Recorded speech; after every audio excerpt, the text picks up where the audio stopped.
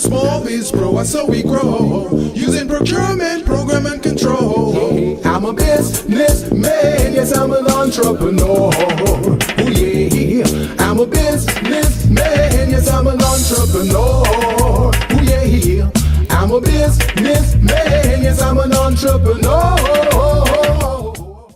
The more I hear this song, man, the more I'm in love with it, man. This song Considering is the all fact you about our wrote it, mission. considering the fact you wrote it, that's a good thing. Our guest is here. Hi, Al. Good to Hey, see Mr. you. Al, how you doing, sir? Welcome to the business zone. So we're gonna do a little crosstalk here, and then we're gonna bring you in, and you're gonna tell us about why we should be doing global trading and what's the conference and all that good stuff. We're excited because anytime we look like we're gonna be doing some stuff with the diaspora, it makes me very excited. That's me too. That's me too, co-host. And for everyone who's just tuning in, this is the Business Zone with Crystal and Gilbert. We're on every Friday from 3 to 4:30. And today we're going to have a very, very special show. We're going to talk about doing business in the diaspora, the motherland. The motherland, which is what we should have been doing a long time ago, but That's right, man.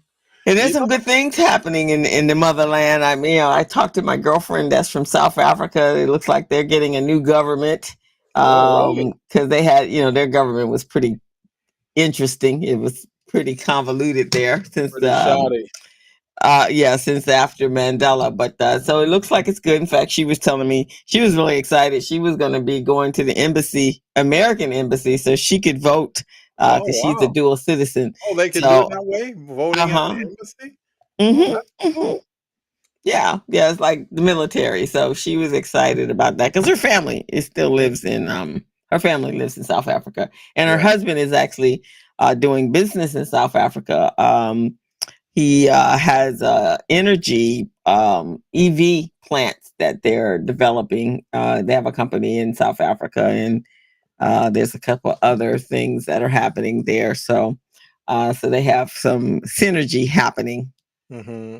Yeah, so I'm always excited about folks doing business, us folks doing business in the diaspora. But That's did you have good. a good week, co-host? Oh, man. Yes, I did have a good week. Let's see what I did. I did so many things I can't even remember. Well, I claimed that little bit of money that I was telling you about. Okay, okay. I But that's claimed, that's always a good thing. Money's yeah, always a good thing. oh, for sure, man. I wish I could claim it every day. You multiply that by 365, and we're in good standing, man. Shoot. Yeah. I did a class the other day for the Urban League and it was on cash flow management. Yeah. And I said, so basically, when it comes down to cash flow management, you got to make sure the dollars are always coming in, no hesitation, Oh, no yeah. slow up, no nothing. Money coming in, your services is priced respectfully. That is true. That is true. Bottom line, money got to come in. And we got to make sure the cash is flowing in the right direction, which is in. and in and not slow. Not so at all, man. You want that spigot to be on and in a powerful mode where that money keeps coming in, and then when it's going out, then that's when you tighten that spigot. Hey, we only want one drop at a time going out now. That exactly right. I heard the trial has been going on for who, right? Yeah, So they were talking to his CFO and his controller this week. yeah. And so one of the things that he does is his thing his bank account was reducing, and so he called his comptroller and said, "Why is the bank account?" He says, "Well, I'm paying the bills." He said, "No, you don't just pay the bills; you negotiate the payment of the bills." I gotta say this, man. This is one thing I take away from him. They say in life, right? Even a broken clock is right twice a day, Right. right? Right. Even if you hate somebody, there's at least one or two things about them that maybe that you may agree with, right? That's one thing I agree about with him, man, because when I think of that concept, I'm going, whoa. So certain people who I owe money, I I don't really have to pay them the full amount. negotiated out. I don't know how that works with the telephone company, the cell phone companies. I'm not quite sure the rent. I'm not sure how that works, but but I guess if he didn't figure out a way to make that happen, hold on, my okay. If he didn't figure out a way to make that happen, I guess, man, more power to him. But I have yet to see that you can go to AT&T and say, hey, you know what? Look, the bill is this amount, but I don't feel like paying that this month. And I don't really have it this month. I want to pay less, and I don't want you to carry it over to the next month either. That is hilarious, I don't know how man. you do that, but I imagine he didn't figure it out. So the man was looking quite perplexed. Oh yeah. How do you tell the people that you pay your rent to? No, I'm not paying that this month. I am paying this amount this month. So interesting. Oh man. So that's the one thing I took away from him, man. That's the one thing I took away from him because I'm thinking, man, this is ridiculous. Paying all these bills all the time, all this money. Mm-mm. Right. So that was his trial, and I'm going, wow, okay, that's interesting. But you do have to get your money in when we talk about cash flow. So Oh that yeah. was my week. I had taught that class and several other classes, but yeah, Right. the cash flow Did thing. you videotape it though? It's always videotaped. Oh, okay, Everything. good. No, that one wasn't videotaped, but I Oh, have done that class before. I did that class for you oh yeah, when you good. were over there. So Yeah, it's archived somewhere. that's good. That's good. Yeah. Yeah, Yeah. yeah, man. So Because see, the thing about it is, with that information, if you can stream it somewhere else, man, that will be really good and positive and helpful to your brand.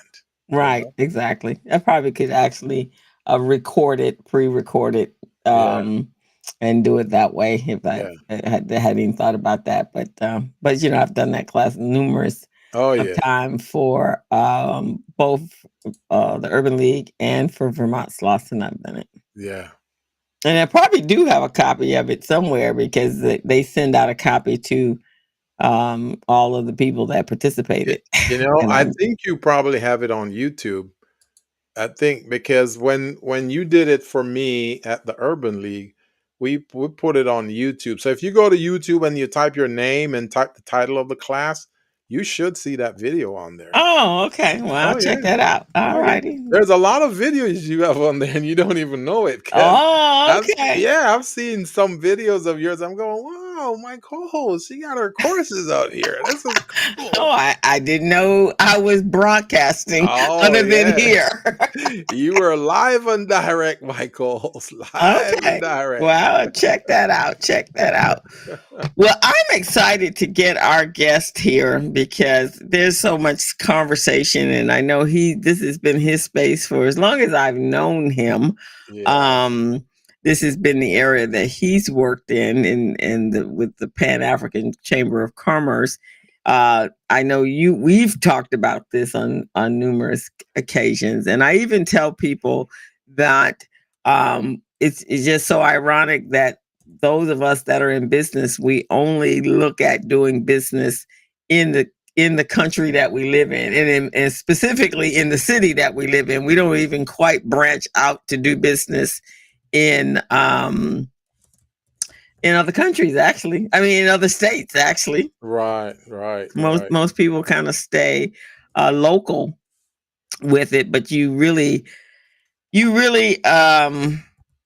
what is the word I'm looking for? You really limit your opportunities when you Yeah, do that. that's You right. really truly do. So, um, so we this is a good opportunity to learn about that, and to know that there are other opportunities for us to do business. And I am assuming that we have some skills and some products and services that may not be available in other countries, and so therefore we could actually we would have a we'd have an audience out there. Yes, I Yeah. agree. So I agree. yeah, so we're going to bring him on and have him talk to us about what is going on about the conference. And I know this is the third, I think it's the 13th annual conference.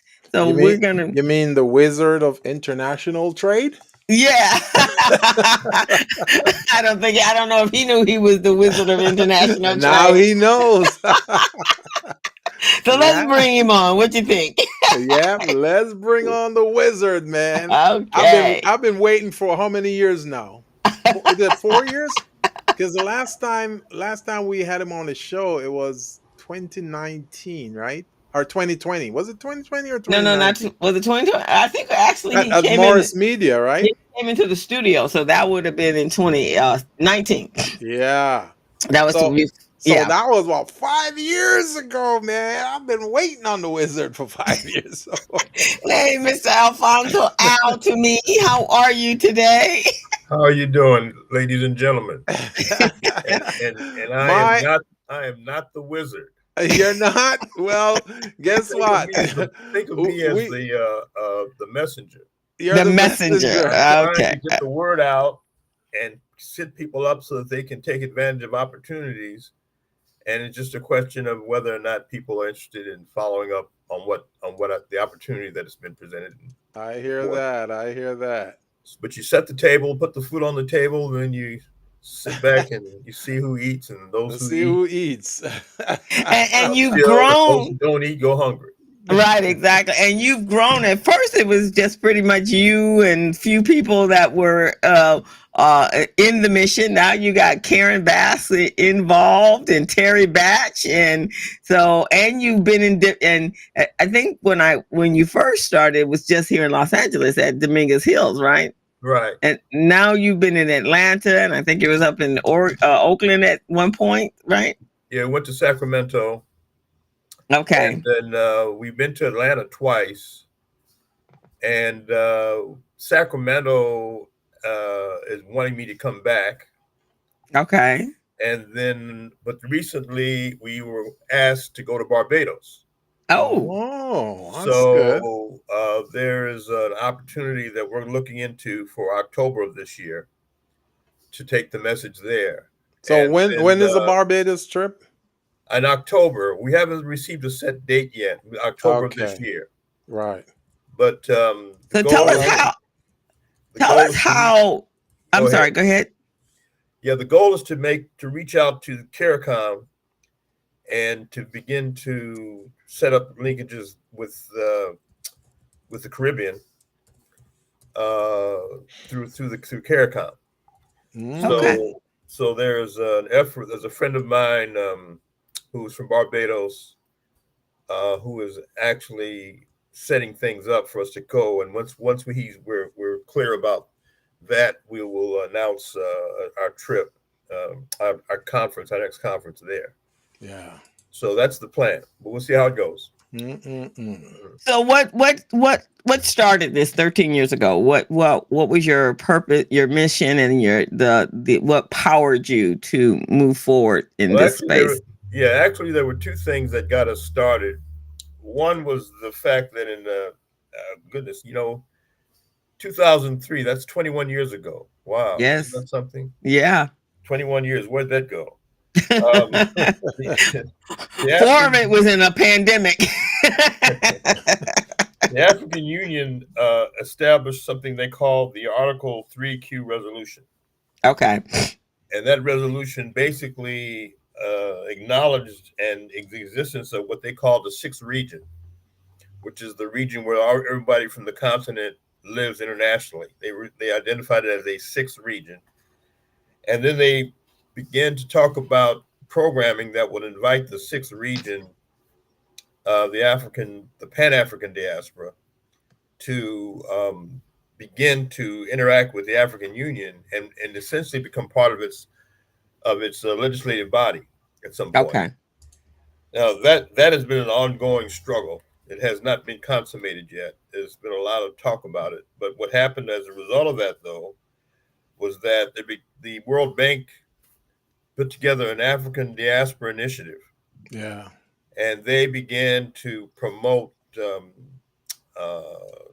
the diaspora as a not only just a source for money, but also a source for partnering for economic development Mm. in the African continent. But time, that whole idea has spread, and with the advent of the African Free Trade Agreement, African Continental Free Trade Agreement, which was established a couple of years ago, the continent itself is beginning to look at the diaspora differently. Mm. And not only its viability as a sixth region, but it's also its viability in being involved in helping to formulate the Continental Free Trade Agreement and become a partner in its establishment. But what happened between then and now, we got started when a guy that you may have heard about, a guy named Kern Price, might Mm-hmm. remember Yes, I do. him. My He's a bud. city councilman now. But Mm-hmm. then he was a state senator, and he invited me to a meeting where he was in the process of forming a commission to look at how he could increase trade relationships between California and the African continent.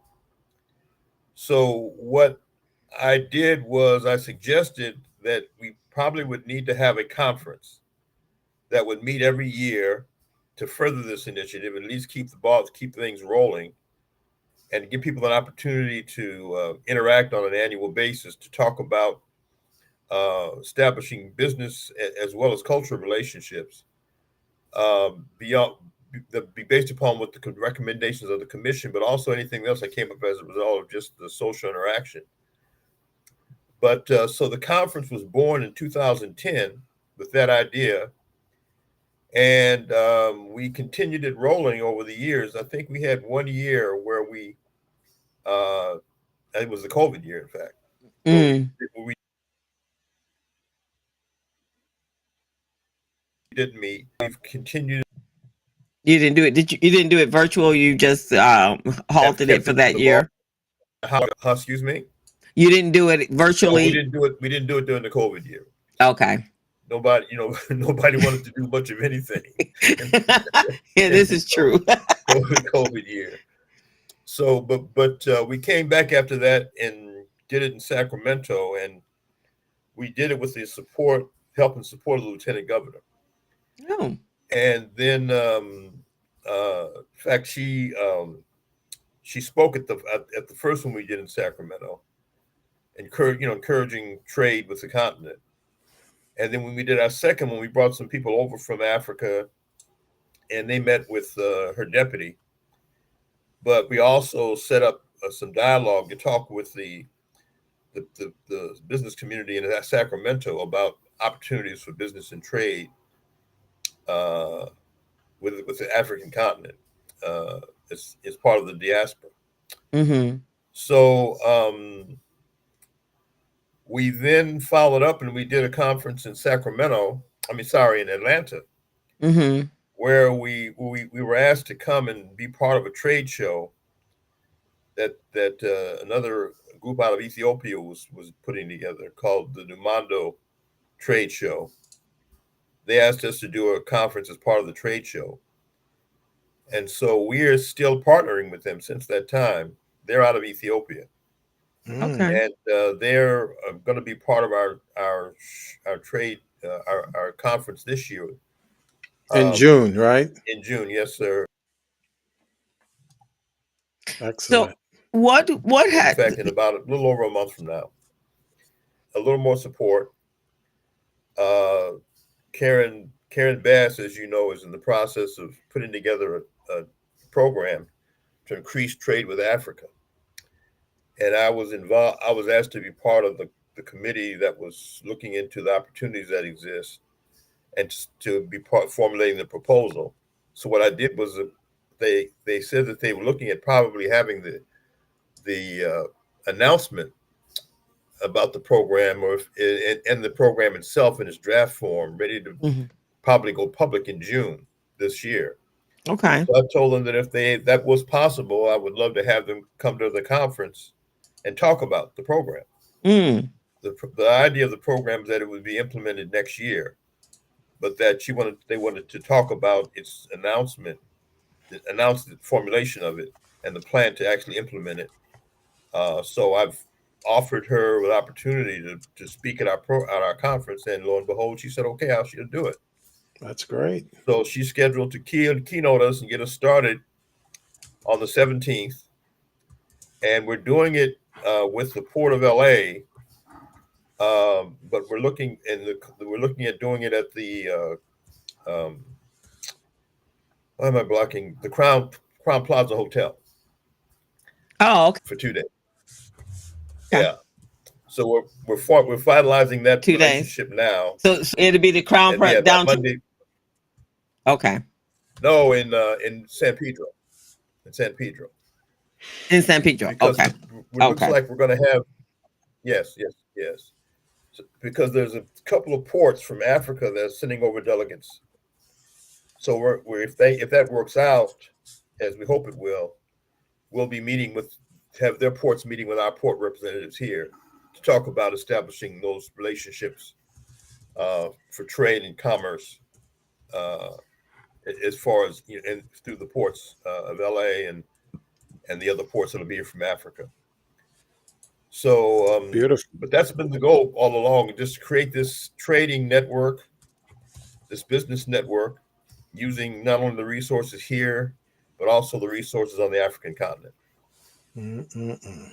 It's amazing. Al, what has been I know, as you know, from the U.S. has done business all over the world, but why has Africa, the continent, not been one of those trade partners, and why? Because it seems everything right now seems it has to have been very intentional for the last 20 something years.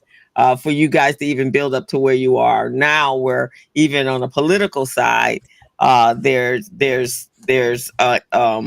interest. Why is Africa different from anywhere else that we've been doing? Canada, Great Britain, Well, you have to Mexico. understand that Africa until recently has been seen as a source for commodities.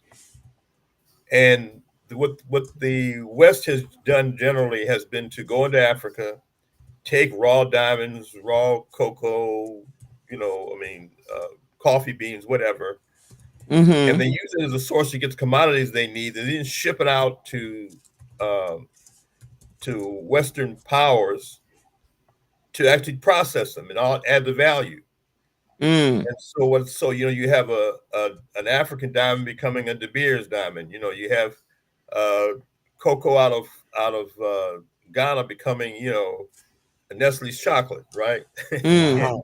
Right. But all the processing and the value addition is done away from Africa, and so there's been a presence there, but it hasn't been the presence that we assigned to it. Mm. The um, the biggest issue that I have right now, though, with Africa, with our business with Africa, isn't necessarily the fact that we don't have a corporate presence, because we do. There's a lot of the major American corporations are actually in Africa doing business in Africa. Mm-hmm. Our focus has been the small businesses and the opportunities that exist for small businesses to do business in Africa, on the African continent. Okay. But we also look at it from a bilateral position. We want to see small businesses in Africa doing business here as well. So it becomes a bilateral relationship, and we promote foreign direct investment from Africa here in the U.S., as well as foreign direct investment from America into Africa, but at the small business level. So that has been our particular niche that we've promoted and focused on. And we've had some successes, but not as many as I would like to see. I like to see a lot more, but it takes um, uh, a little more than just a conference to make it happen. Mm. There's got to be a program in place that will teach people how to get involved in international trade, and then actually also then um, help them engage on the African continent or any place else in the world. So one of the good things about Karen's proposed program, is she wants to create that training module, that training opportunity for Mm. small businesses, and do it as a way, and do it in a way that it helps to increase trade relations between Africa and the, not only the city of Los Angeles but the state of California. Mm. So if we were to do that, then we will need to put together like a proprietary program to train and prepare entrepreneurs, small and micro businesses, as to how to prepare themselves to do trade in a foreign country, what rules and requirements are needed. For example, they will need to start thinking about letters of credit, letters of commitment with foreign companies, because many foreign companies are not just going to do business with a company or a strategic partner abroad without knowing that the funds are going to be safe and secure in the bank before they exchange products or services. Yeah, So we will need to have some of those training programs, which we're prepped to do right now. I mean, here on the Business Zone, Crystal and I, we've done a lot of training in preparing small businesses to become procurement ready, contract ready, business ready, and those types of things. So those are some of the training we would like to share with our foreign partners. yeah. Well, there used to be something. I don't know if you remember. There used to be something called the Center for International Trade Development, Yeah, and yeah, that program didn't last very long. no, But while it was here, it was specifically designed to do what you're talking about, to you not know only that introduce the idea of international trade to small businesses, but to also instruct them on how to engage. The And SBA was doing something like that. I remember I went through that program with them in 20, I think it was 2020, 2020, somewhere around there. yeah, that'd be about right. And, Yeah, and there's something like that still is in place with SBA, yeah. because they still have a relationship with the Department of Commerce to Okay. actually engage, to do that. You have to Yeah. call, but you have to inquire. I mean, the one thing that's happening that bothers me is that they don't promote the program, No, they don't. No, they and don't. it's just there. Yeah. And if you happen to dial SBA by accident or something, and you make some inquiries. Yeah.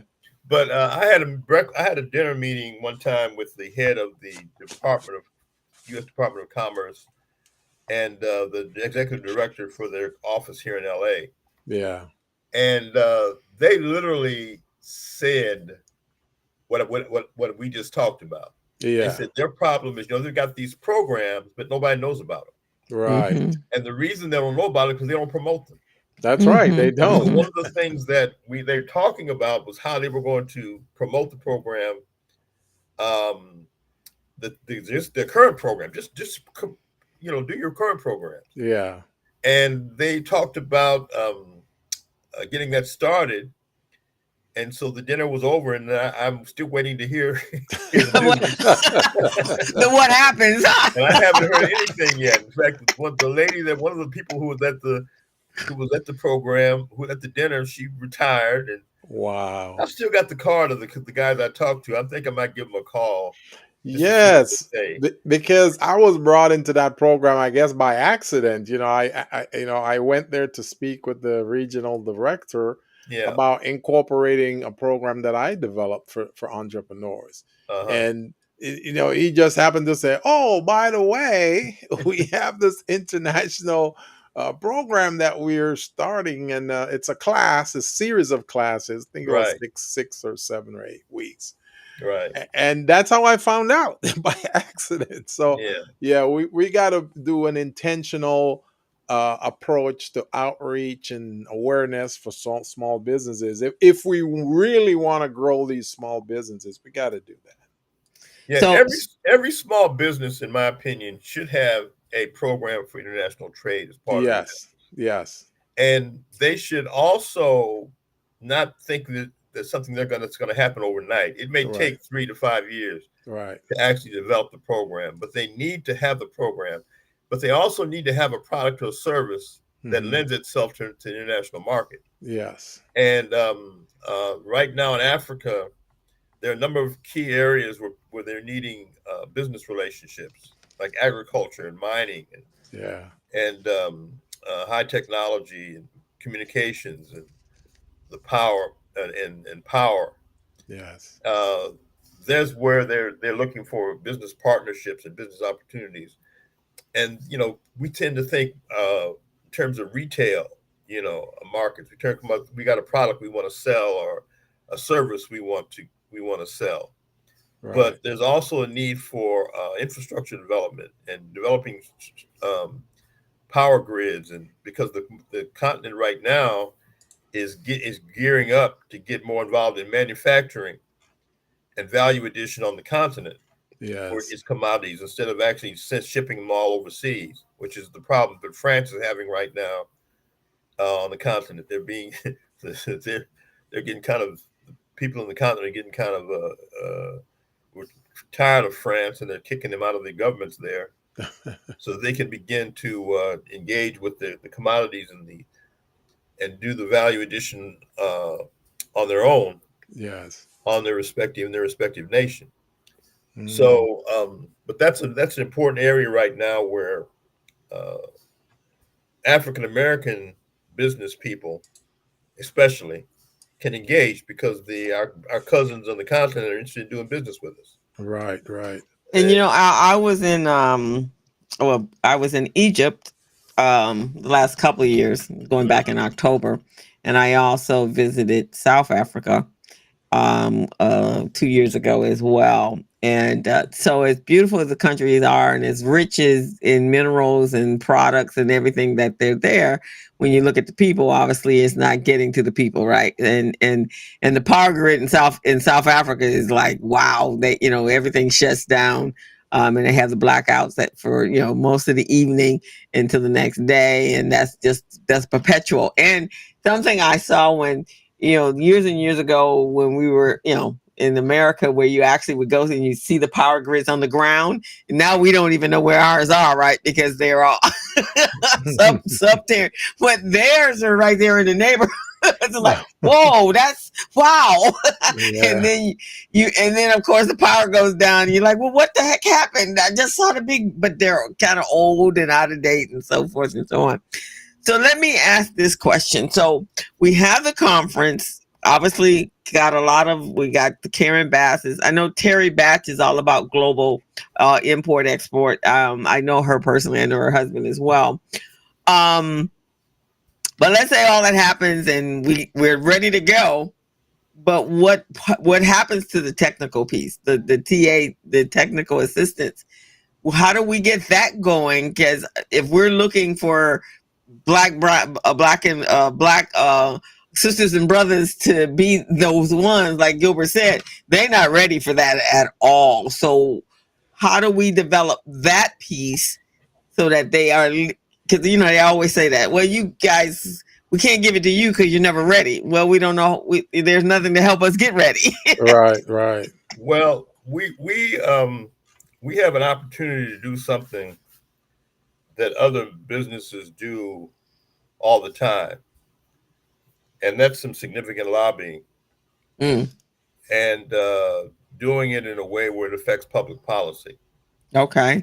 Now, what Karen is offering by developing this program is an opportunity Mm-hmm. to engage through the program in doing just that.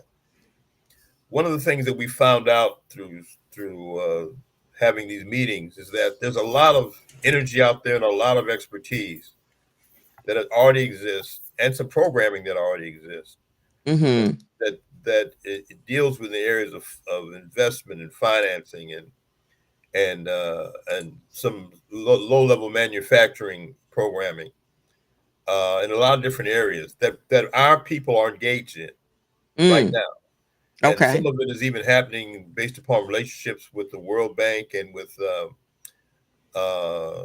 the African Development Bank and with the and even on the African continent right now. There's African Americans in Ghana building housing right now. Mm-hmm. Mm. Okay. So it's not as though nothing is happening, but what's got to happen is that we have to be engaged in affecting public policy as it relates to Karen's program. Mm. So it begins with knowing what the program is, what the plan is for implementation, and following up on the lead she's going to give us to implement it. Mm. Because the powers that be, if you will, are pretty much happy with the status quo. They have no problem with leaving things just as they are. Right. Right. If there's going to be a change, we have to be the change agents. We have to be the ones that engage and make it happen. But that means there's a lot more than just education and international trade. There's also some re-education in what it means to go and do business in Africa. Okay. Mm-hmm. Because a lot of our folk here have these negative perceptions of who African people are, or they tend to be Eurocentric in their focus. Mm-hmm. And that has not changed. Mm. I never will forget when I would go to Africa. I used to take trade missions there some years ago, and I would get on the plane. We would fly into Amsterdam, and I'd may have some African Americans with me, and everybody would get off the plane. Any other black folks that were on the plane, and they would go on into Amsterdam. When I get on the plane to go to Africa, we would be the only African Americans on the plane. Wow. Everybody else would be white or from Europe. Mm-mm-mm. Okay. So, and then when I get to Africa, I'd see Chinese there. Mm. Okay. Wow. So we have an education to do, because people have forgotten. We've forgotten, or at least we don't want to engage with the continent in the way that we should. A little history, just so that you'll understand how important this is, at least for me. Mm-hmm. When was the 14th Amendment passed? Anybody have a date for that? I think it was, what is it, 1700? Yeah. I think it's around about 1780 something. Yeah, right. Now, before that, all of these people here who were of African descent, right, Mm-hmm. were Africans. Right. Mm-hmm. They were not African Americans. Oh. No, that's right. We were all African. The Senate passed it in 1866 and ratified it in 1868. So from 1600s until that time, for over 200 years, it was Africans that built this country. Yes, for sure. Okay. All right. They were African slaves. Yeah. Okay. And they didn't give them their citizenship until the 1800s, right? Yes. And even then there were problems. I mean, did we actually get citizenship though? I've heard some controversy that we really never got citizenship, right? Well, the birthright became the issue. Because if you're born in the U.S., now you became a U.S. citizen, right? Right. And so what the amendment did, among other things, was acknowledge the fact that you were born in the U.S. Okay. That gave you your citizenship. Right.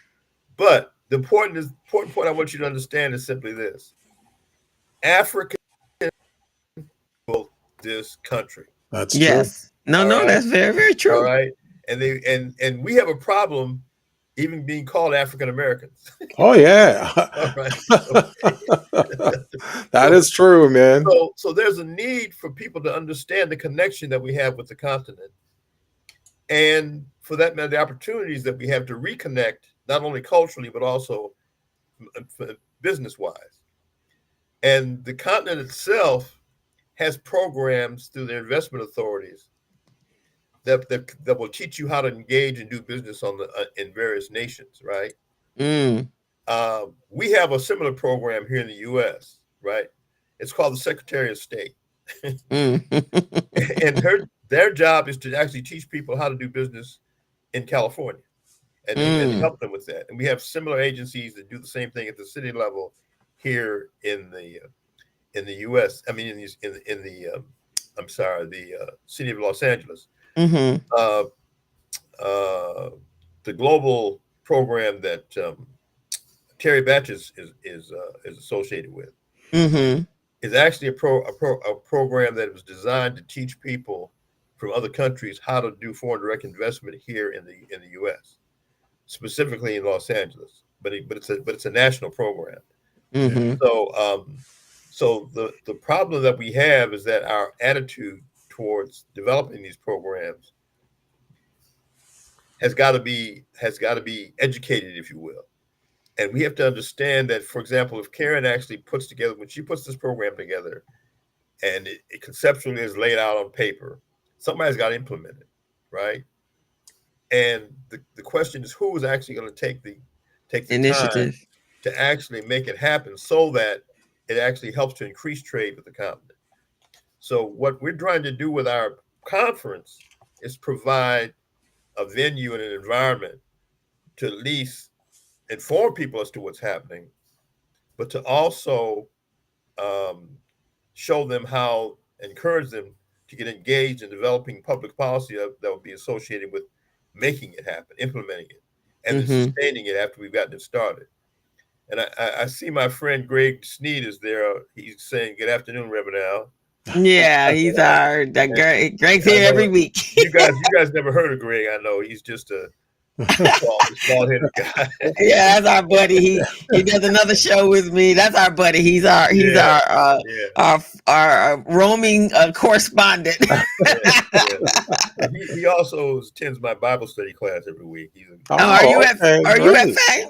Yeah, I'm still at Fame. I haven't left. Oh, okay, okay. Still there. You know, one of the things I felt when I was in Africa, well, in Egypt and in South Africa, was they felt like, we always feel, we should feel, if we don't feel, we should feel that there's a missing component of us, because half of the other part of us, our culture, who we are, is on that continent over there, right?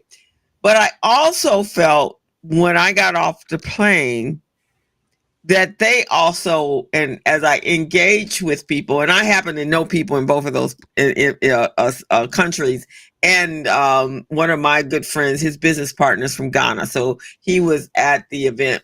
We were all at a birthday celebration, and it felt like they feel a hole, we feel a hole, right? That there's a void in all of us, because just like when they snatched us up and brought us here, that left a void in in those countries where they removed us. These are people that's supposed to be there, and when they were taken the biggest, the best, the youngest, the strongest, and then they left the country with the ones who obviously they didn't need or want, because I don't, they could have taken everybody, but they didn't, during that 200 years of transporting us. So it's just like, how do we fill that void? How do we come together? And I get you. You're right. We don't connect with them. It's like they're African people and we're American people, but we're not. We're we're from the diaspora as well. So how do we do that?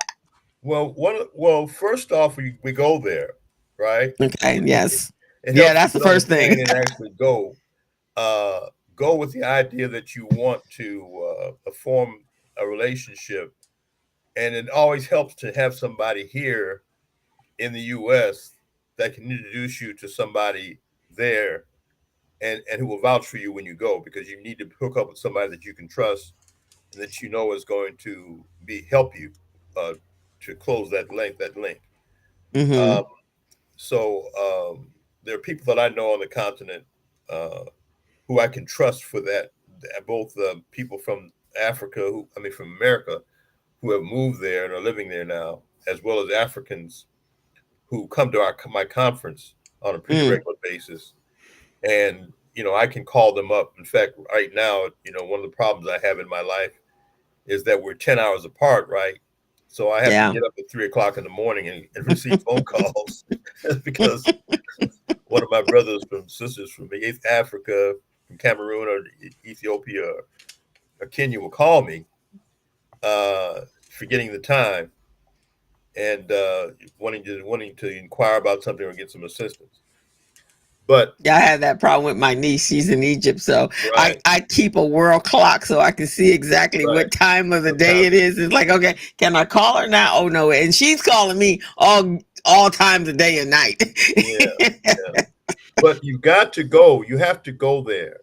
And then the other thing is there are Africans from continent who are living here in the States, and they formed associations based upon their national relationships. So there's a Ghana association, there's Nigerian groups that have been formed. There's groups here from Tanzania, Kenya. They're here right here in Southern California, Ethiopia, Mm, and it doesn't hurt if possible for you to form relationships with them as well, so that you can at least get to know and get to personally have a relationship with someone from hmm the continent. It helps to eliminate the stereotype that we have in our mind about what it means to be an African, and realize that Mr. Trump was wrong. All the people from the continent are not living in huts, and they're not from an SO country. Right. No, the So countries are beautiful. I mean, the countries where yeah, I was, they're absolutely beautiful, modern, same thing that we have here. I mean, Egypt is exactly. obviously a little old and it's being redone right now, but it could, Right. other countries that are there are. And you're right, they have the television version of Tarzan, I guess, of what Africa looks Yeah. like. So that helps. But the other thing is that you have to, if you're going to go there and you're going to go there for business, you've got to be assisted and taught how to engage, Yeah. and which means, among other things, you got to be familiar with organizations that can help you with that. Mm, So the Department of Commerce can help you with forming relationships because they're an international organization that specializes in helping businesses who want to do business in the continent.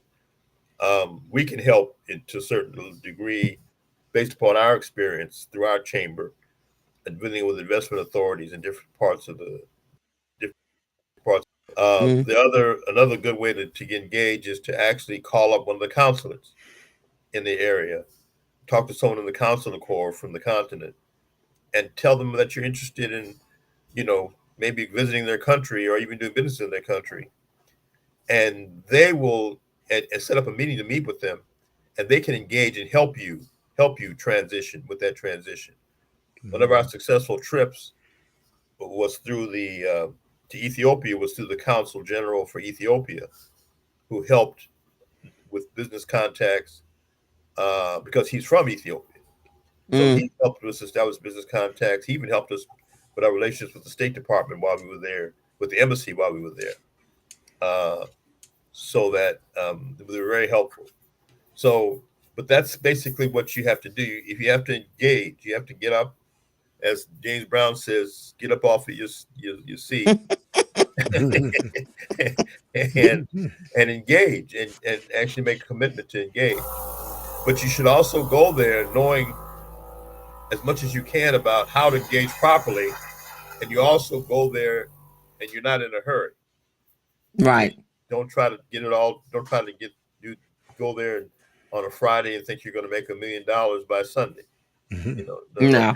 you may just going to take you a while to form relationships and to even to establish your business, your international trade program. Uh, so that's effective. And I heard you talking about so the money starts flowing in, Yeah. and that's pretty much what you're talking about at some point, having a program in place where the opportunity to engage globally can be done through international trade and not just domestic trade. And you're absolutely right with the connection. My girlfriend is from South Africa, and her brother came here, and he's an educator, and I do a program with kids who I teach kids how to become entrepreneurs, and we're partnered with an organization called Nifty. And so when he was telling me that he wanted to teach their young people how to run artisan businesses, and they needed the curriculum. I brought the two of them together. I called Nifty and said, and they do have they do international work programs in other countries. And I called and asked were they in Cape Town, and they're like, we've been trying to get into Cape Town. We just didn't have anybody on that side that could make that happen. So I was like, okay, I got the person. And so while he was here, I brought the two of them together. So today they're actually in the process of training him to do the courses and then all of the interaction. And sometimes that's really what it takes, right? Yeah. You have a contact, I have a contact. That contact is already established internationally. Why can't it be established in this country? And so they made it happen. Exactly. But the other thing about the continent, at least for me, every time I've been there, I feel free there. Oh, yes. I feel free there. You don't understand the suppression that you're under in this country until you actually leave the country, go to any place in the world where black folks run the country or in charge, whether it's Caribbean or Africa. It's a different feeling. Yeah. As opposed to, and it's like I enjoy being, I just relax there because I feel like wherever I am, that I'm at home. I feel, Well, I think and it's because your color doesn't stand out. well, Right? it's not Everybody only looks that, like but you. but the culture, there's Yeah.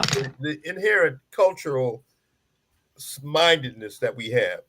Even if you don't speak the language per se, you just talk to each other because there is a relationship there, spiritual relationship, if you will, that Mm, exists no matter where you are. Okay. right. And I've been to South Africa, I've been to Nigeria, I've been to Ghana, I've been to Ethiopia, been to Uganda. I feel the same way everywhere I go. Everywhere you go. It doesn't matter where I go. I feel comfortable. I feel free. And Mm, it is only when I come back here that I feel the oppression. you And, feel the and restraints. you cannot experience it any other way, understand it any other way until you go there. So, but it helps, if you will, for people just to get on a plane and go to Africa, and particularly if you know somebody who's from the continent and they're good friends, and you guys get along well or whatever. Tell them you're going, and they'll help you uh, make your hookups when you get there.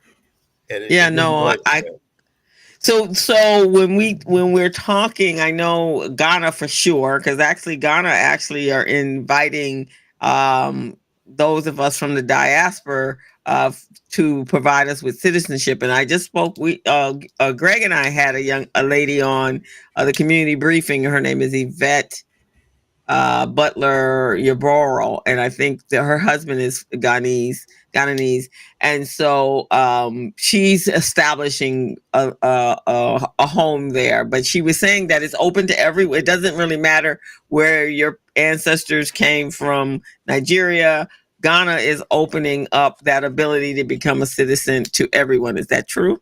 Yes, Okay. yes. Dual citizenship is what it's called, Yeah. and they provide that opportunity for you. All right. So, but again, I would suggest you go there, hook up with somebody from the African American community who's living there now. It's transition. Uh huh. I know a couple of people that are actually living there now who left the U.S. to go live in Ghana. Mm-hmm. I know some people in Guinea as well. Um, I don't think I know, and Ethiopia as well. Okay. So, but that's one way to at least get that ball rolling. So when we're talking this coming together and doing business in Africa, are we just talking about the East? I mean, about the West, or the whole entire Look continent? at the entire continent. The whole Don't limit continent. yourself because the continent itself is divided up into 5 regions. Each region itself is getting ready. It's beginning to meld and come together under the Mm, free trade agreement, so that what you will have is intra African trade. So the goal is to actually have the countries begin to trade with each other as they're developing their infrastructure to do the manufacturing in the country. So the goal, what you should be thinking about when you go, is to is where you want to start. Okay, do you want to start in Ghana? Do you want to start in Nigeria? Think about where you want to start, and then let that process educate you, because there's some essential things that you're going to have to do wherever you go. But just think of a good place where you can go. Like if you say you know somebody from Ghana who Mm-hmm. has some good connections there, I would advise you to start with Ghana. Go with Ghana first. Go there first. And Ghana's a great place to visit. I really enjoyed the Yeah, people they're on down my there. next list. Yeah, Like my niece, who's like a daughter, I mean, she lives in Egypt, so I've been going yeah, there. So but my next would be Ghana, and then I want to go to Kenya yeah. and the east side of Africa. So let me ask this question from and this is for our audience. What is the economic benefits both for Africa and for us as African Americans, or those of us from the diaspora? What is overall, we come together, we learn what we need to learn, we embrace what we need to embrace. What does that look like? What's the utopia of that, Al? Well, the utopia is that you begin to not only have a cultural connection, but potentially a business or an economic connection, and you benefit each other economically, so that your income, if you will, your cash flow increases as a result of the relationship.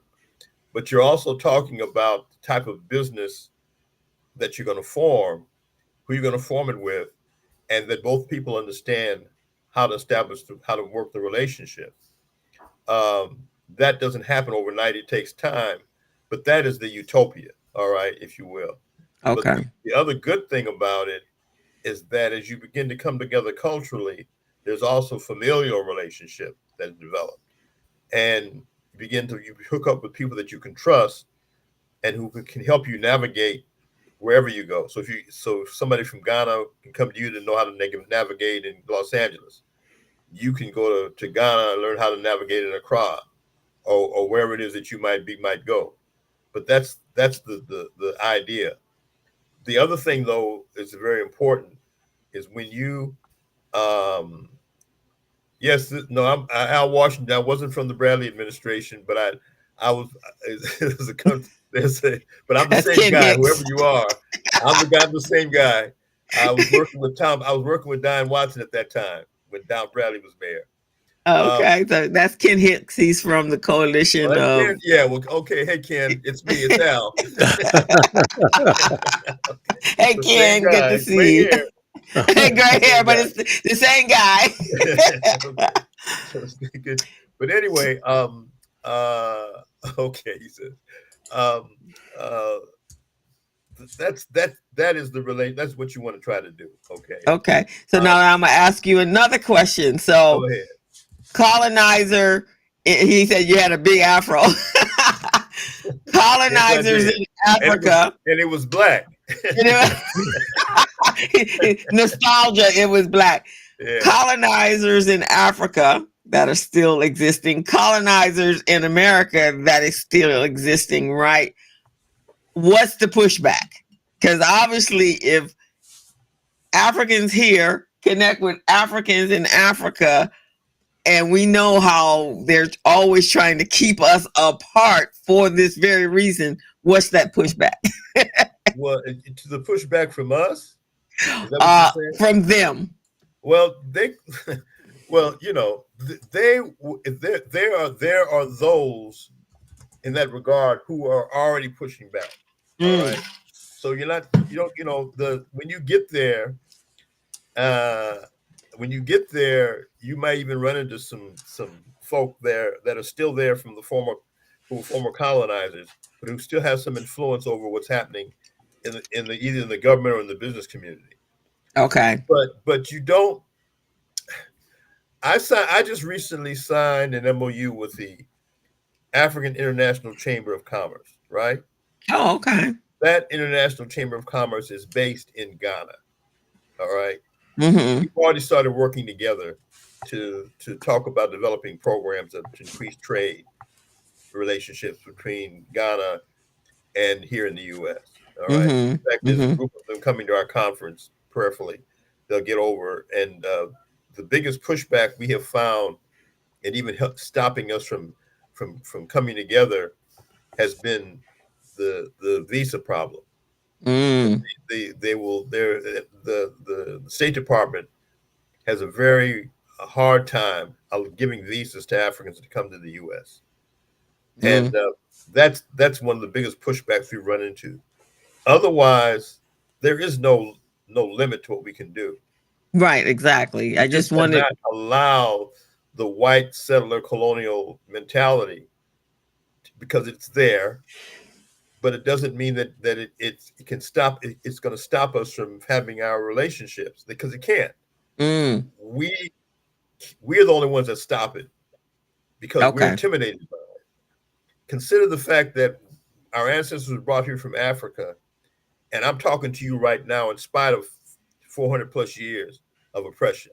I'm Mm-hmm. still I'm talking to you right now, and you're looking good. You got your bling on, and you're looking, you know, Mm-hmm. in spite of all those years that of what our ancestors went through.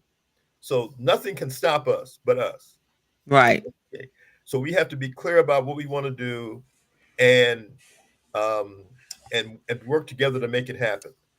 The continent is standing ready to receive us. We have to be standing ready to receive the continent, and the diaspora is the vehicle to get it done from our standpoint. Yeah. If we understand it properly and we understand the role that we can play to help each other, not only on the continent but also here in the U.S. And you talked about the Caribbean, and that's another connection that, for whatever reason, we and Gilbert and I have talked about this a lot. Gilbert's from Jamaica, Yeah, so being able to bridge that, I mean, that's not even as far as Africa. Being able to bridge the gaps from those of us from the diaspora that are Caribbean, African, Caribbean, yeah. doing business. I mean, it just it seems natural, but for whatever reason, it's not natural. Well, the biggest problem that I have with our African brethren is they don't understand how intelligent the people from the Caribbean are. That's true. Ah. these, these are very intelligent, sophisticated people. They understand uh, the nature of the experience they've had when they were colonized, and but they usually are very educated, uh, very business savvy. Don't go in there trying to treat them like they're some natives or somebody that you think that you're better than them. Chances are they have more education than you have, and they have more savvy in international affairs than you do, and they can be Yeah, very helpful if you I work agree. with them. So like I have some friends in Barbados and Guadeloupe that I know I can call on if I wanted to do something there, and I can count on them to help me out because of the Mm, mutual respect we have for each other. yes, that's Uh, true. and the same with Jamaica too. Yeah. I've been to Jamaica and Guadeloupe and Barbados, and I want to go to other of the islands as well. But I always enjoy being there. The only problem I have is when you go to those French speaking islands, you can't. I don't speak French, so Yeah. I got to walk there with my translator, or at least figure out some way to and, talk to and folks. and the French culture is where if you don't speak my language, I'm not speaking your language. Is very prevalent. Yeah, okay. But you don't have that problem. You don't have that problem in Barbados or Jamaica. Uh, people speak English very well. They're very, very, very sharp people, and I enjoy their company. Most of those French influenced Caribbean countries, they do speak English, and they But may pretend that they don't, but they yes, do. that's true. They compel you to speak French. Yeah. Anyway, what you're looking at right now on the screen, thanks to our friend, is the website for the conference, and it's a work in progress. Okay, so we've had to make changes and alternate it, but right now, make alterations, I should say. But right Hmm. now, that's pretty much where we are right now as far as the conference is concerned. So you can go to the website, PanAfricanGlobalTradeConference.com, learn about the conference and our plan for this year in June. And you can register to attend. And we try to make it affordable so that your rate that you're paying is will cover our expenses for doing the conference. I have Nice. yet to make money off this conference. If I make Well, anything, it's usually maybe I may make $500, maybe. oh wow. So you made it. So you want the definitely the information and the Yeah, people the to get information. I'm there. not interested in becoming rich off this conference, but I am interested in making sure the bills are paid. Right. So, but also I want to make sure that people who come to the conference come and they learn something that helps them if they want to get involved in international trade. At So, this conference, Al, uh huh. will there be representatives from the other African nations Yes, that yes, we could at yes, least make connections with? yes. And yeah, The okay. lady right here, the uh, Her Alicia, Excellency Cheryl Bay. I'm looking at the. She's from Chan- Cameroon. Chantel, Yeah, Chantel, by Chantal. She's from Cameroon. She's the wife of the president of oh, Cameroon. So okay. she's coming with a delegation. I'm trying to see. Is Queen here? Is she the clothing designer that you Yes, that used to have a Haniva. Yes, in Haniva is going to join us to okay, talk because about she's the work. from Lemert. Yeah, I well, know she's actually, Terry. but she's actually doing work in Africa, in the textiles area of textiles. Yeah, I had heard that she had moved to Africa, Well, and yeah, well, we know TJ yeah. in No, his yeah, yeah, TJ is our TJ. boy, man. That's our yeah. boy. So TJ is going to talk about manufacturing, but we've also invited, and we're glad to have Ambassador Watson attend, and hopefully she'll give us some words of encouragement. And Terry Batch, as you see, but the other people, other men that are there, Aubrey Podmore right there that you see, he's actually from Barbados, and he's the one helping us with our Barbados hookup. That's great. And then but there are also people are coming from Cameroon, from Cote d'Ivoire, um, from Ethiopia, uh, Ghana. and Ghana. Yes, right. Who are putting together delegations to come. There was a So, gentleman that we interviewed on this show. uh huh, Crystal, I believe his wife is from Ghana. She's an ambassador uh, there in Ghana. You remember? He was on the briefing, community briefing, and I can't think of the name of it. Yeah, we've yeah, had a couple of them. We've had a couple of folks that from Africa. yeah. I'd like to see, and maybe Al, we can as we're moving forward to this, the the introduction and connections that you're saying you're creating a relationship with the African Chamber of Commerce, the business zone being maybe a conduit so that we can interview those from there, bring on folks here in that synergy, because we don't learn the culture, we don't learn the people, we don't physically see them, right? And we don't have a way that we can interact with them.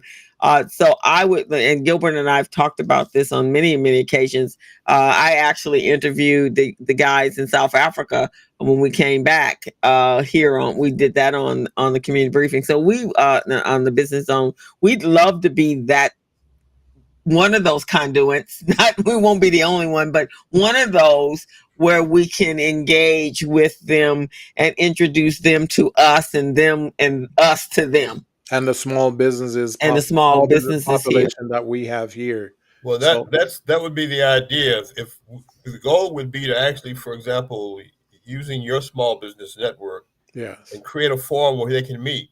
Hmm. And the he has a gentleman named Michael O'Farray who has a company called the Investor Hub, Hmm. and they're looking at encouraging people to invest there, but they also have money that can come this way from Ghana under the right circumstances. Right. So we would love to have an opportunity for the small business community here to Yeah. meet with them. Now, the gentleman who's in charge, who's the president of the African International Chamber out of Ghana, Mark Darko, is coming to this conference.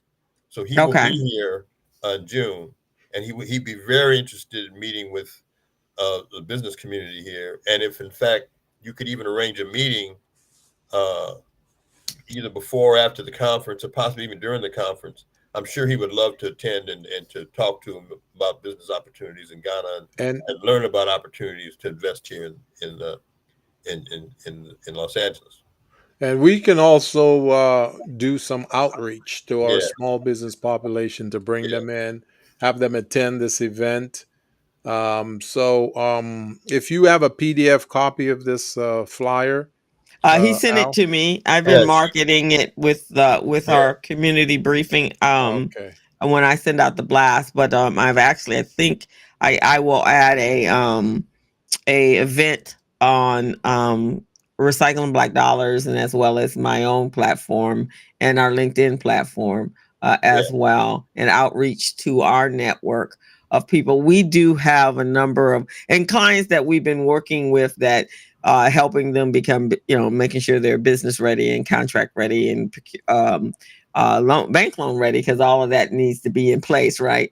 And so and a number of them that are in the areas that that you have mentioned. I have several friends that are in the communication space.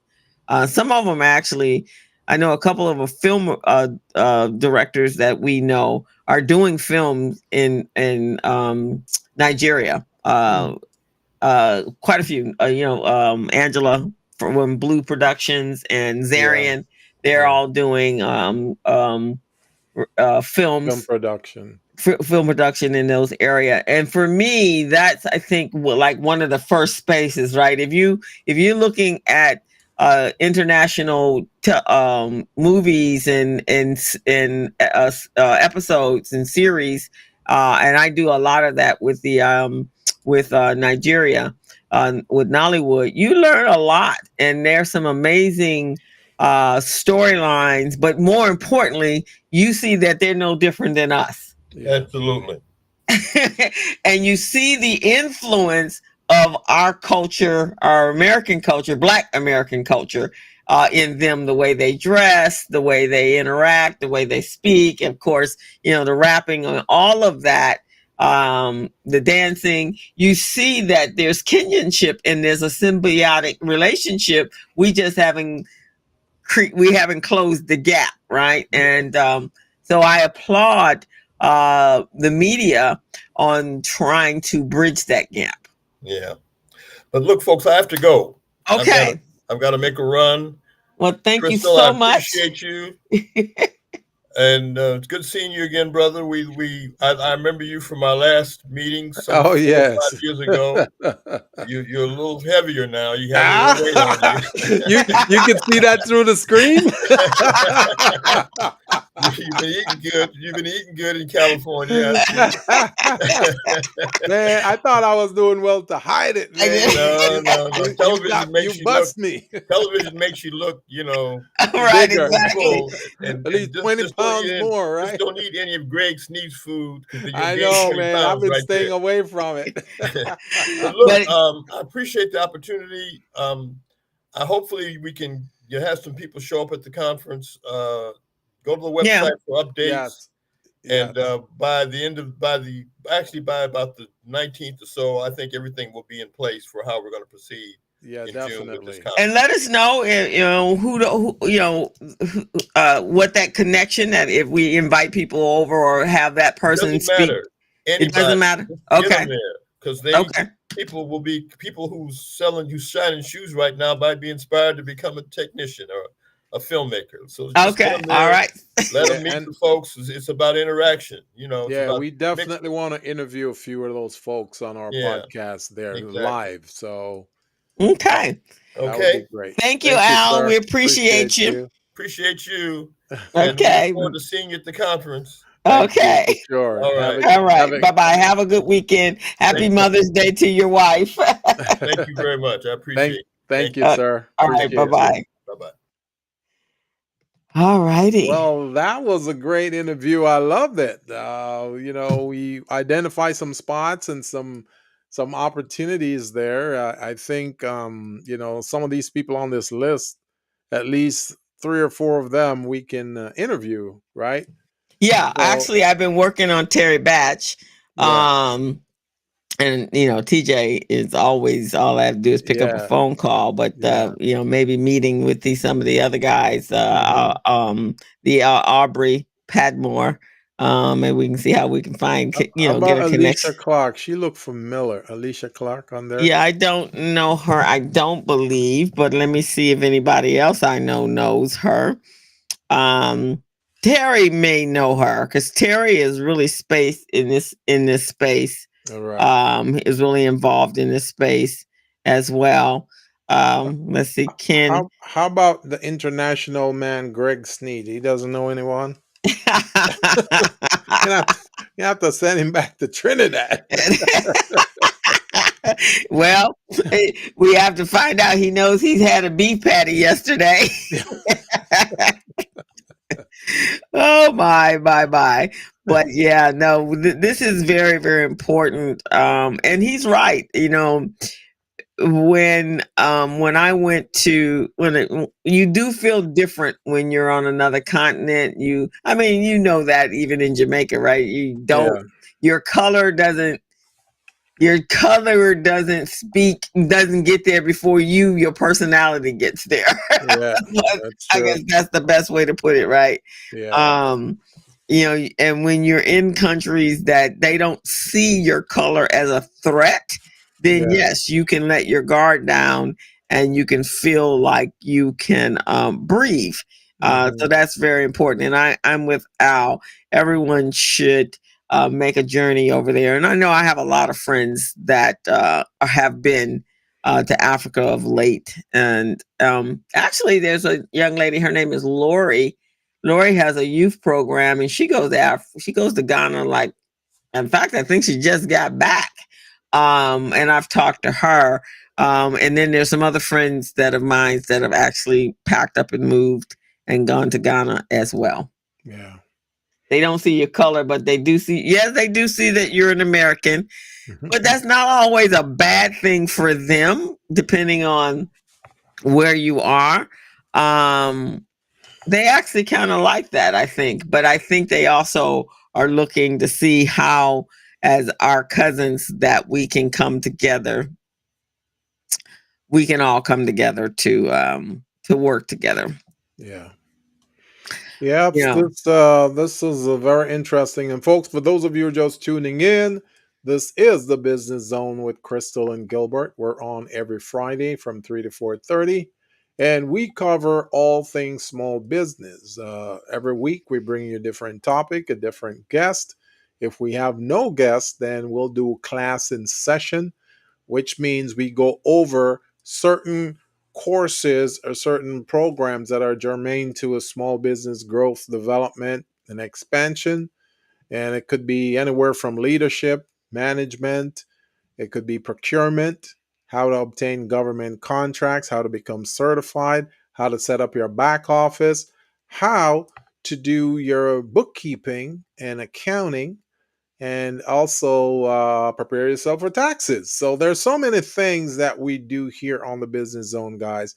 And this program is designed for small and micro business, and we really provide you some tools, some key tools that you don't really learn in the classroom if you're going to a college or a university somewhere, because we're giving you hardcore world experience that we know as entrepreneurs, things we learn in the trenches out there. So think about it, guys. The This African diaspora summit is coming up in June, co-host. What date is it, and where will it be It's held? June 17th through the 20th, and it is being held at, I think the first day is being held at the Port of Los Angeles in Hmm. Berth 93.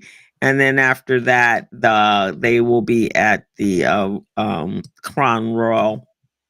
Yeah, Where's that? Where's the Crown Royal? in San Pedro. So mostly everything is taking place in San Pedro. Okay. So So I think we need to start setting up our connections over there as far as doing the podcast live, because we're yeah, we'll do that. We'll do that. yeah, because I got it's right smack dab in the middle of my community biz camp, but I have to make some arrangements to work Oh, that out.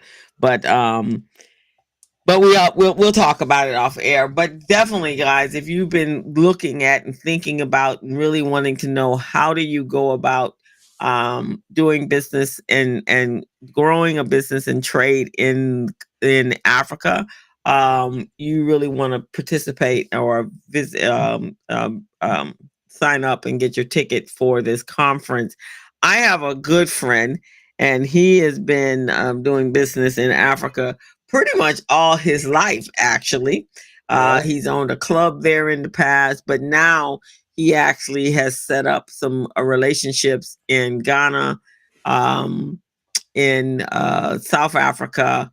I think there's some other countries that they're doing business with in the continent of Africa. So that's kind of where his business kind of stems. And he is, as Al said, he is his areas is power and mining. And so power grids in, just like in Jamaica, very power important. is right is and so we have some incredible engineers that are here. Hmm. Even amongst our peers, we know Yeah, some people that are doing some amazing things in construction and so forth.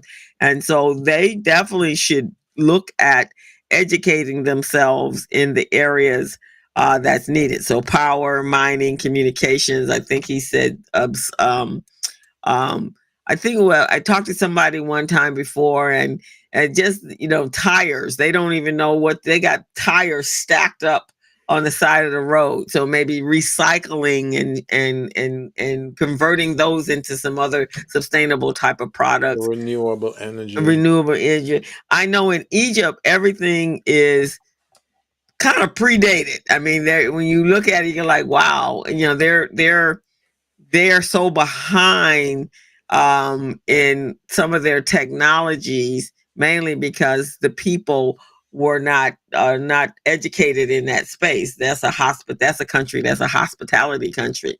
Um, Ghana, Kenya.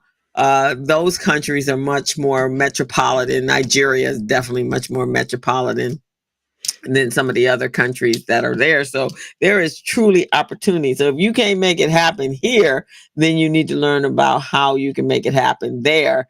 Um, and Greg said anyone with expertise in running high powered electrical lines can pretty much find work anywhere in the world. And some countries offer free or discounted land. So we need to expand our horizons Yeah, and I agree. see where there's a bigger marketplace for us. And it doesn't cost you an arm and a leg. Heck, it almost costs you the same to fly to to Africa as it does to New York. I By the time think you finish with all the baggages. I think going to this event will be very educational because you get to meet some of the folks from that area, Mm-hmm. and we can ask them all kinds of questions. We can talk with them and find out, how we could team up and do business with them. Mm-hmm. So part of what we'll do on this show, co-host, is do some outreach to potential businesses and invite them to that event. And of course, we will be broadcasting live there, so um, we get to showcase what we're doing there. We get to speak with some of the key players like TJ Lofting and others. Mm-hmm. So that will be great. Okay. And if you guys go over to the website, which is the Pan African Global Trade Conference.com, there's some segments. If you're looking, maybe you just want to be an investor in that in the movement, the growing businesses and trade in Africa. So there's a questionnaire that's there. But I think there's a lot of information that's available. There's going to have sponsors and exhibitors. So, you know, find out what that looks like, and then see what that how you can how it can be beneficial to you. And if nothing else, how does it open up the channels for education and awareness to the opportunities that are there on the continent between you and and the continent. And it says here, Africa has at least 345 countries with revenues of 1 billion or more. And what's happening over here? Of 1 billion or more, and roughly 40% of which are headquartered in South Africa. South Africa is, especially in Johannesburg, that is like an international capital of South Africa. So there's major businesses being done there, it, on a corporate and investors, and just a lot of money flowing in that country. Period. So did they state what the gross domestic product is for that nation? no, but I think maybe I think we may have a guest next week. If not, maybe that might be our show to do some research on what the opportunities are and how people can identify where they fit in that space. Sounds like a plan. Sounds like a plan, co-host. All righty, so we're gonna shut down for the weekend, but I do want to tell you guys, Sunday is Mother's Day, so Yes, many of us are blessed to still. Many people are blessed to still have their mothers. Right. Some of us are not, and so use that day to support and uplift women. Right now, women are really getting it's something else going on with how some people are embracing or not embracing women. So women do need uplifting and support. So go out, give your parent, your mom, a hug, your children a hug, moms, and know that's a blessing if you still have your mom. Some of us really wish we would have. I know myself, my mom passed away a number of years ago in 2006. Gilbert, you lost your mom in 2018. 2018. Greg lost his mom. So give that mom a hug, and all the women that are out there that are moms, surrogate moms, aunts, give them a hug too, because they're part of the village to making sure our children are well taken care of. So, and instead of just buying flowers, cook her a meal, cook her some dinner on that day, guys. She will definitely appreciate that. Just kicking back and being pampered. Yeah, that's a good thing. Or what you could do is you could go to Costco's and get you one of those spa finders, send her to the spa on that day. What you call it? Go Shay Costco's? Yeah, Shay Costco's. Get you a spa finder card, a gift card, and send her to one of those spas, so they can pamper her, give her a massage, do her feet, do her head. Yeah, show her all that love, because they deserve it. Mom, we've talked about that many times. Women and moms, woof, they are something else. I don't know how my mama did it, but she did it. Yeah, that's why we love and cherish them so much. Yes, exactly. So you guys have a happy Mother's Day for all our listeners and all the women that are out there. And next month, guys, we'll give you your flowers as well, because that'll be Father's Day. I can't wait. You can't wait. All right, guys. So we're going to sign off and have a great weekend. Enjoy yourself. Definitely. Take a time and relax. We'll see you guys next week, guys. And again, tune in every week here on the Business Zone, live on YouTube, live on Facebook, live on LinkedIn from 3 to 4:30 every Friday. This is the Business Zone with Crystal and Gilbert, and we are out. As a small biz pro, I saw we roll, using procurement, program, and control. As a small biz pro, I saw we grow, using procurement, program, and control. I'm a businessman, yes, I'm an entrepreneur.